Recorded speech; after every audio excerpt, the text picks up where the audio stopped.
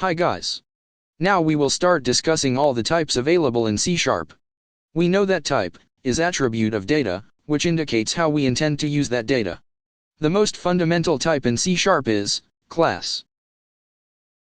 A class is a data structure, which has a state and some actions. The state of a class is contained by the field members, or data members, and the actions are contained by method members or any other function members. Remember these terms: field, method, function members. These are important. You create a class like a blueprint, and then you create the instance of that class. Any instance of a class is called as an object. An object is created with the C# keyword, new. The declared name of an object is called as a variable. It is called variable because its value may vary during the execution of the program. Mark, how do we create a class and an object? Please elaborate with some examples. Sure, Zira, I expected you would ask for examples. So, before writing a class, let's understand the template of a class. The template is same for any class you will ever write. A class basically has two parts. First one is header, and another one is body. The header of the class consists of attributes, modifiers of the class, name of the class. In case of inheritance, the header contains the name of the base class. If the class implements any interfaces, names of those interfaces are also in the header. The body of the class is enclosed by braces. The body consists of the field members, and the methods, or any function members.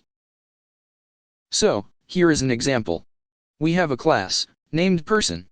The header of the class starts with the access modifier, public, which is followed by the C# keyword, class, followed by the name of the class, that is, person.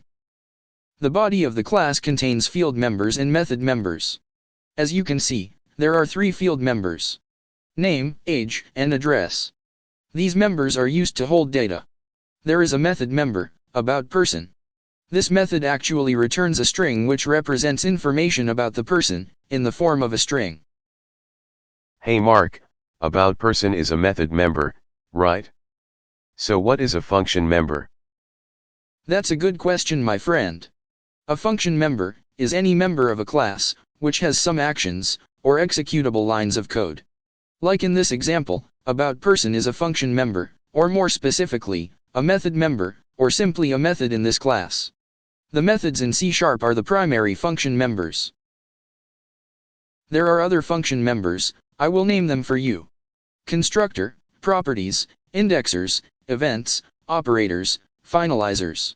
We will discuss all these in separate discussions. For now, let's see a constructor. A constructor is a function member of a class, which is executed when you create an instance of that class. For example, when you create an object of person class, the person constructor is executed. You can, for example, assign default values to the field members in the constructor, or take any other desirable action in the constructor. The constructor can also be empty, meaning nothing is executed while creating an instance of that class. Mark, when you first showed the person class, there was no constructor. So, it means a class can be written without any constructor. Is it so? Actually, when you do not define a constructor explicitly, C# assumes there is an implicit constructor. It is called the default constructor of the class. This default constructor is by default empty. Also, it has no parameters.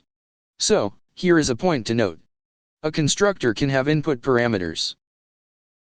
Also, a class may have multiple constructors. They must have different signatures though.